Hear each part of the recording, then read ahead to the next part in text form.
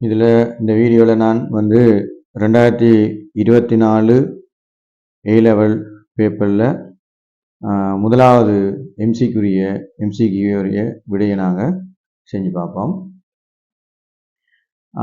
இந்த கேள்வி உங்களுக்கு ஸ்க்ரீனில் நீங்கள் இப்போ பார்க்கலாம். அதில் இருக்குது, பின்வரும் எந்த ரசாயன இனத்துக்கு அதிக கொதிநிலை இருப்பதாக எதிர்பார்க்கலாம். இப்போ எதிர்பார்க்கலாம் என்றது வந்து ஆக்சுவலான விடை இல்லை. நாங்கள் இதிலிருந்து ஒரு லொஜிக்கலான விடயத்தை நாங்கள் எடுக்கணும். இப்போ கொதிநிலை என்று சொல்லும்போது கொதிநிலைகள் தங்கியிருக்கிற காரணிகளை பார்க்கும்போது முதலாவது வந்து இதனுடைய ஒரு அணுக்களாக இருக்கலாம், இல்லாட்டி மூலக்கூறுகளாக இருக்கலாம், அதனுடைய சடத்துவ நிலை. முதலாவது வந்து அது தங்கியிருக்கிறது வந்து சடத்துவ நிலை. சடத்துவ நிலை என்றது எப்படின்னு சொன்னால், அது திண்மமாக இருக்குதா, திரவமாக இருக்குதா, அடுத்தது வாயு நிலையில் இருக்குதா. இந்த அடிப்படையில் நாங்கள் அந்த 4 விடையில் ஏதாவது உடைய யோசிக்கலாம். இப்போ திண்மமாக இருக்கும்போது இது வாயு நிலைக்கு ஏதாவது அடுத்தது பார்ப்போம்னா வாயு நிலைக்கு நாங்கள் மாற்றணும்.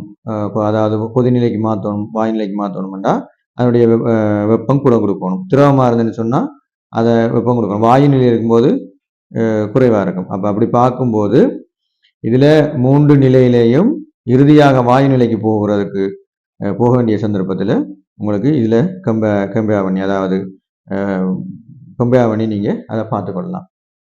ரெண்டாவது சடத்துவ நிலைக்கு பிறகு ரெண்டாவது வந்து அந்த அதாவது அந்த மூலக்கூறு இல்லாட்டி அணு கட்டமைப்பினுடைய அமைப்பு. அப்போ கட்டமைப்பு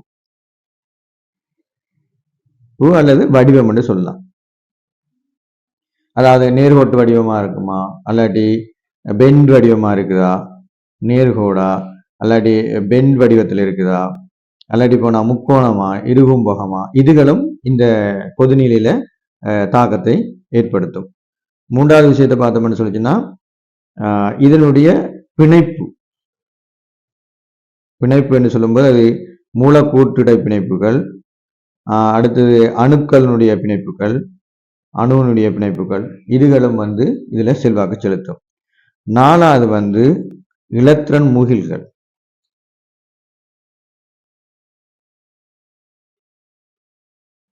அதாவது இலத்திரன் முகிகள் அல்லது போனா இதை சொல்றது வந்து சொல்றதுன்னா மறைப்புத்தன்மைன்னு சொல்லாங்க. அதாவது இங்கிலீஷ்ல சொன்னா ஹிடரன்சின்னு சொல்றது. ஹிடரன் அதாவது மறைக்கக்கூடிய மாதிரி தன்மை. அதாவது இலத்திரன் முகில்கிற அளவு கூட இருக்கும்போது அதனுடைய கொதிநிலை வந்து கூட ஏற்படும். சரி, இப்போ இந்த விடையை நாங்க அணுகிறதுக்கு முதலாவது விடை வந்து ஹீலியம் தந்திருந்தவங்க, அடுத்தது வந்து நியோன் இருக்குது, அடுத்தது மெதேன், அடுத்தது வந்து N2, அடுத்தது வந்து CO. இது எல்லாமே கேஸ், அதாவது வாயு நிலையில் இருக்குது. ஆகவே நாங்க திண்மம் திரவம் என்ற அடிப்படையில் இந்த பாயிண்ட் நாங்க இதுக்குள்ள கொண்டு வர வேண்டியது எல்லாமே வாயு நிலைக்கு போயிட்டு. அடுத்தது பார்த்தீங்கன்னா கட்டமைப்பு வடிவத்தை பார்த்தோம்னா இது நேர்கோடா இருக்கா, பெண்டா இருக்கிற அடிப்படையில் பார்த்தோம்னா இது நேர்கோடா இருக்கும், நியோனும் நேர்கோடா இருக்கும். இது வந்து என்னென்னு சொல்லிச்சுன்னா இரும்பு நாட்பக்கலாக இருக்கும். அடுத்தது N2 ஒரு நேர்கோட்ட அமைப்பாக இருக்கும், COவும் ஒரு நேர்கோட்ட அமைப்பாக இருக்கும். அப்ப இந்த அடிப்படையில் நேர்கோட்ட அடிப்படையில் இவருக்கு ஒரு சாத்தியக்கூறு இருக்குது கூடுதலாக. ஏன்னா நேர்கோட்டை விட வேற வடிவங்கள் வந்து கொதிநிலையினுடைய அமைப்புல கூட தாக்கத்தை ஏற்படுத்தும்.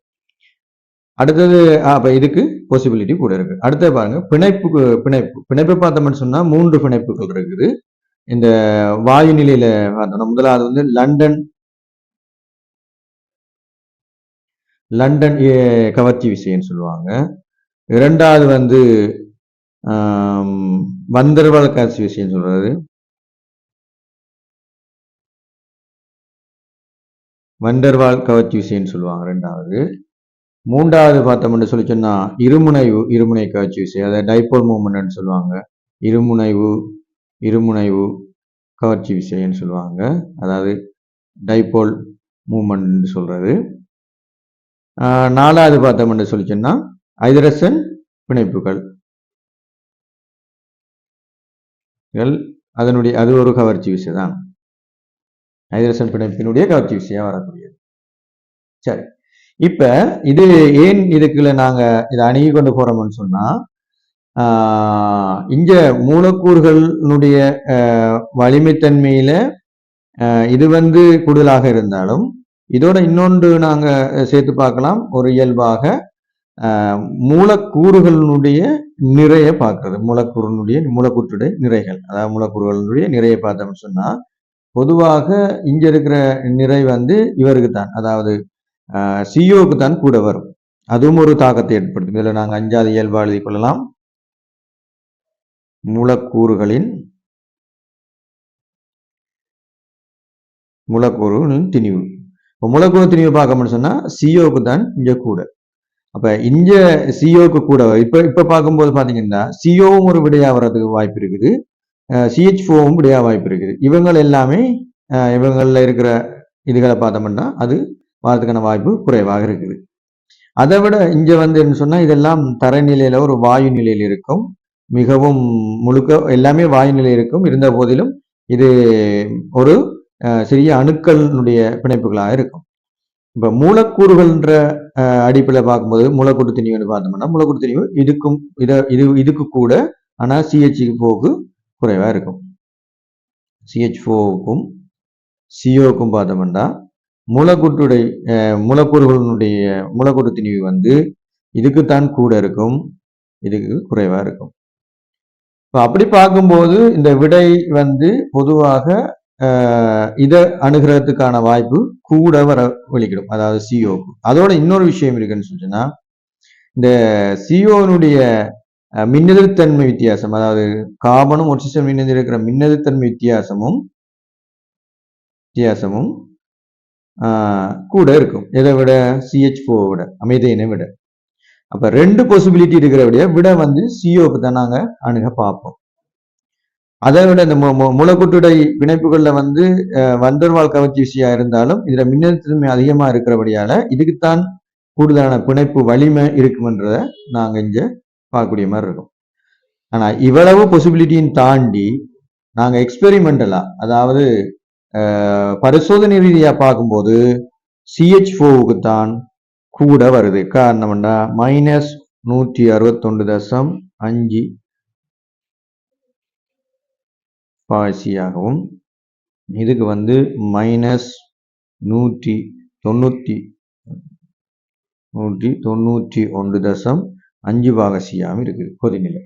இதுக்கு காரணம் என்னன்னு சொல்லிச்சு நான் நேரடியா பார்த்தோம்னா, காரணம் இதுக்கு உண்மையான காரணம் நாங்க இறுதியாக சொன்ன இலத்திரன் முகில் என்ற தன்மை. அதுல கருத்து என்னன்னு சொல்லிச்சுன்னா, இங்க எங்களுக்கு கார்பன் இந்த மிதேன் இந்த அமைப்புல தான் பிணைப்புண்ட அமைப்பு இருக்கும். இது சிஓக்கு இப்படி ஒரு பிணைப்பு தன்மை தான் இருக்கும். இப்படி ஒரு மொலிக்குள் இருக்கும்போது இதை சுற்றி இருக்கிற இலத்திரன் முகில்கள் அதிக அளவிலான முகில்கள் இங்க காணப்படும். இலத்திரன் முகில்கள் சொல்லும்போது ஓபிட்டல் சொல்லலாம். ஓபிட்டல்ன்ற விஸ்திரதன்மை அதிகமாக காணப்படும்.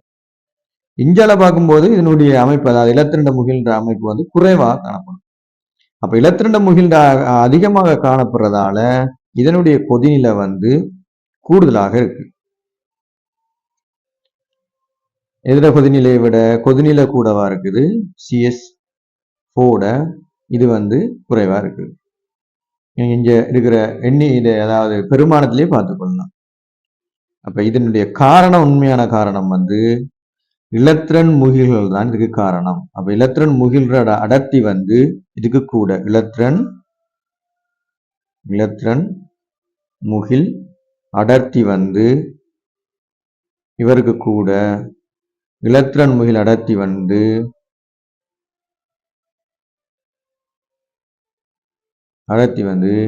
இதுக்கு குறைவு. ஆகவேதான் இதுக்கு விடை 3வது விடையாக இருக்கும். காரணம் இலத்திரன் முகில் தான் இதுக்குரிய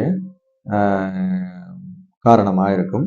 வேற எந்த விதமான விடயத்துல முதல் நாங்க சொன்ன பொதுநிலைக்குரிய காரணத்துல எந்த விதமான காரணிகளும் அதாவது தலையீடு செய்யாது.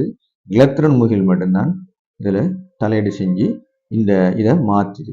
எப்பயுமே சிஓக்கு தான் நாங்க இதுக்குரிய விடையா பார்ப்போம், அதிக முன்னுரிமை கொடுப்போம். ஆனா இலத்திரன் முகிலினுடைய அடர்த்தியால தான் CH4க்கு இப்படி கொதிநிலை மாறும். விடை வந்து இதுக்கு 3வது விடை.